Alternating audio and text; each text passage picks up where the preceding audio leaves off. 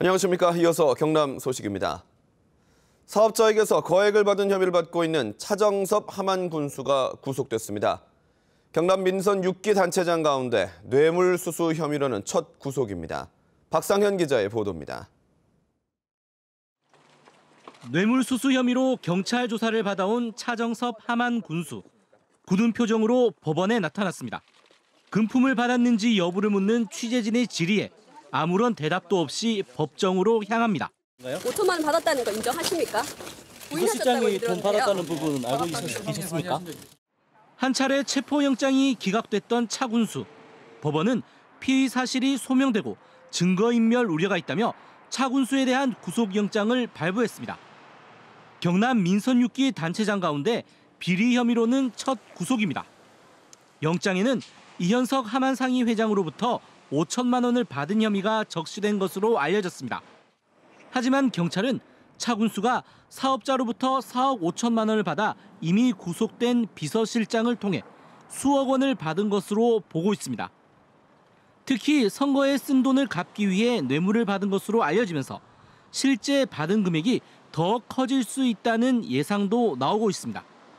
차 군수 구속에 함안군도 비상 상황에 들어갔습니다. 부군수 주재로 긴급 회의를 열고 기소 이전까지 직무 대리 체제로 들어가기로 했습니다. 한편 차 군수는 돈 거래는 인정하면서도 대가성은 부인하고 있어 향후 경찰과 검찰에서 대가성 여부에 대한 집중 조사가 이루어질 것으로 보입니다. KBS 뉴스 박상현입니다. 비정규직 보호에 모범을 보여야 할 정부기관이 오히려 비정규직의 고용 불안을 부추기면서 갑질 논란에 휩싸였습니다. 창원에 있는 정부 경남지방합동청사에서 일어난 일인데요. 차주화 기자가 취재했습니다. 마산해수청과 마산세관 등 9개 정부기관이 입주한 경남합동청사. 이곳에서 시설을 관리하는 A씨는 행정자치부 소속 청사관리소로부터 일을 그만두라는 압박을 받고 있습니다. 문제는 A씨가 용역업체 소속이어서 관리소가 인사권이 없는데도 교체를 요구해 사실상 해고를 압박하고 있는 겁니다. 용역 계약에 없는 업무를 거부했다는 이유에서입니다. 제가 줄기차게 이야기했습니다. 통신 업무다, 업무고 지금 우리가 24시간 하고 있는데 맞아, 이야기합니다. 그만둬라. 기회가 찹니다. 예. 문제가 된 업무는 지진 관측 업무. 이 업무 전반은 다른 업체의 일로 계약됐지만 관리소에서 A씨가 있는 시설 용역업체에 강요한 겁니다. 때문에 시설 용역업체도 청사관리소의 A씨 교체 요구가 부당하다고 주장합니다. 본인들의 마음에 안 드는 사람이 있어 아무 사람이나 바꾸라 하면 무조건 바꿔야 되는 게 우리 의리입니까? 뚜렷한 잘못이 없기 때문에 안 되는 겁니다. 하지만 청사관리소는 업무 거부라며 석 달치 이윤을 삭감할 수 있는 벌점 80점을 잇따라 매기고 A씨의 청사 출입을 제한하고 있습니다. 용역업체 인사권에 대한 부당한 개입에다 계약 이외의 업무까지 맡겨 갑질이라는 논란이 일고 있습니다.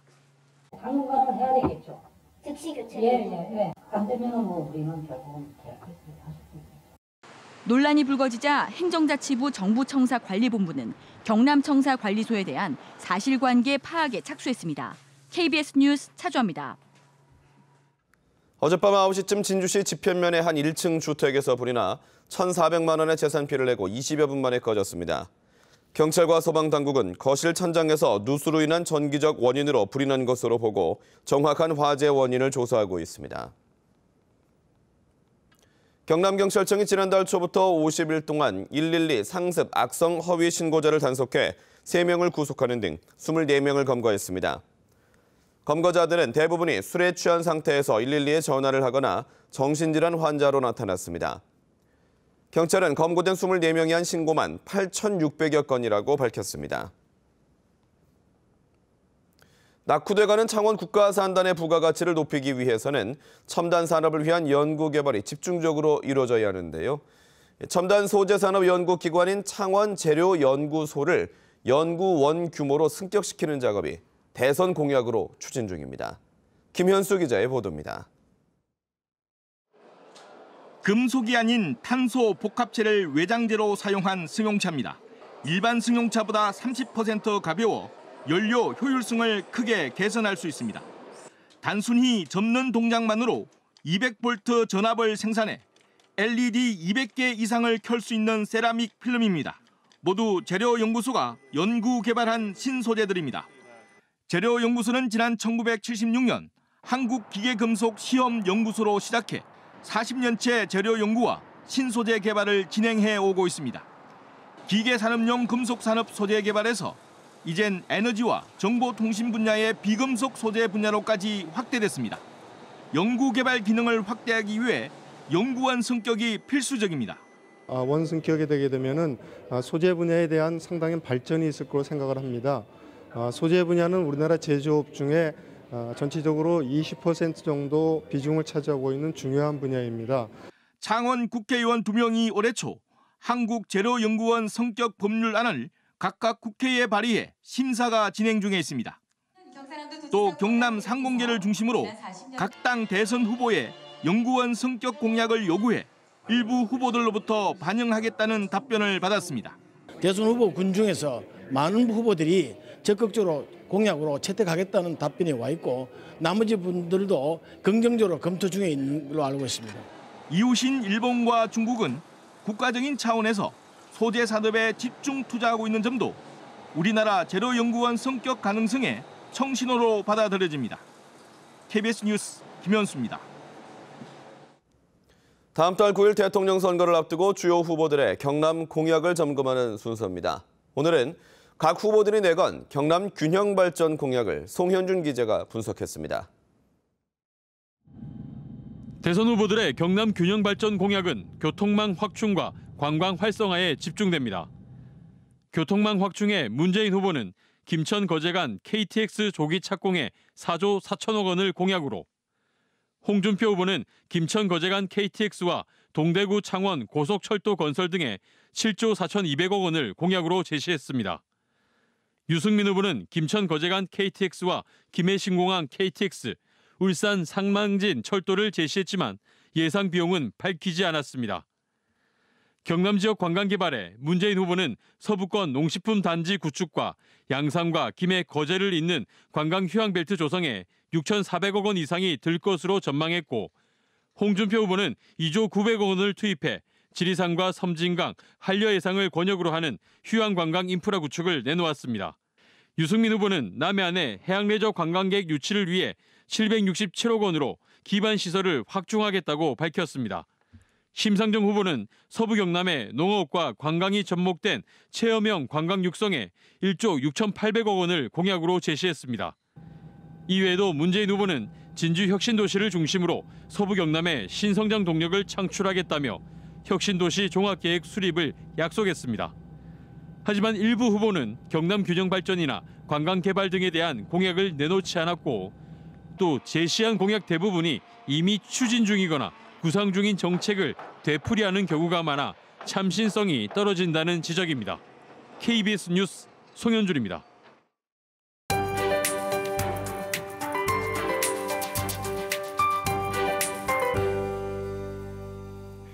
어제는 오후에도 하늘이 다소 우중충했습니다. 오늘은 쾌청한 하늘에 눈부신 봄 햇살 기대하셔도 좋겠습니다. 또 오늘 미세먼지 걱정도 없어서 바깥 활동하기 아주 좋겠습니다. 하지만 이렇게 구름 한 점 없이 맑은 날에는 기온이 크게 오르기도 하지만 그만큼 많이 떨어지기도 합니다. 낮 기온은 21도까지 오르지만 아침 저녁으로는 7도까지 떨어지면서 일교차가 15도 안팎으로 벌어집니다. 여벌의 옷을 꼭 챙겨주셔야겠습니다.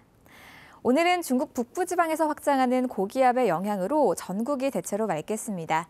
현재 경남 지방에는 구름이 다소 지나고 있지만 점차 모두 사라지겠습니다. 밤사이 복사 냉각이 활발히 이뤄지면서 현재 기온은 많이 낮아져 있습니다. 내륙은 한 자릿수를 보이고 있고요. 그 밖에도 10도를 오르내립니다. 경남 서부 지역도 대부분 10도를 밑돌고 있습니다. 낮에는 20도 안팎까지 오르며 따뜻하지만 기온차가 크게 벌어지겠습니다. 바다의 물결은 비교적 잔잔하지만 이 바닷물의 높이 자체가 높은 기간이기 때문에 해안가 저지대에서는 침수 피해와 안전사고에 유의하셔야겠습니다. 앞으로 당분간은 비 예보 없이 맑지만 대기가 건조하겠고요. 기온은 크게 올라서 주말에는 초여름처럼 덥겠습니다. 기상정보였습니다. 무학이 도선거관리위원회와 대통령 선거 홍보를 위한 업무 협약을 체결하고 투표 동료와 선거 일정 정보를 담은 소주 1000만 병을 출시합니다. LG전자가 실내기를 최대 58개 연결할 수 있는 세계 최대 용량의 가스 냉난방기 신제품을 출시했습니다. 중소기업청이 내일 전국 16개 거점 시장에서 온누리 상품권 등 보물찾기 이벤트를 합니다. 경남에서는 통영 중앙시장입니다. 경남 창조경제혁신센터가 총 상금 11억 원의 창업 아이디어 경진대회인 도전 K-스타트업 2017 경남 지역 예선을 치릅니다. NC 다이노스는 오늘 마산 야구장에서 KT 위즈와 벌이는 홈 경기를 충무공 이순신의 날로 꾸밉니다. NC 야구장은 각 출입구에 전통 장군 복장을 한 인원을 배치하고 임진왜란 군기를 형상화한 대형 깃발도 설치할 계획입니다. 충무공 이순신의 날은 음력 3월 8일인 이순신 장군의 탄신일에 맞춰 용맹한 정신을 기념하기 위한 날입니다. 올해 여름 경남 지역은 평년보다 덥겠지만 강수량은 비슷할 것으로 보입니다. 기상청의 3개월 전망에 따르면 6월 월평균 기온은 이동성 고기압의 영향으로 평년보다 높고 7월은 비슷할 것으로 예보됐습니다. 강수량은 대체로 평년과 비슷하거나 적을 것으로 기상청은 전망했습니다. 의령군은 지난 20일부터 닷새간 열린 제30회 의령 전국 민속 소싸움 대회 관람객 2만여 명이 다녀갔다고 밝혔습니다. 의령군은 의병제전과 수박축제가 함께 열리는 등 다양한 체험 활동으로 관광객의 좋은 반응을 얻었다고 분석했습니다.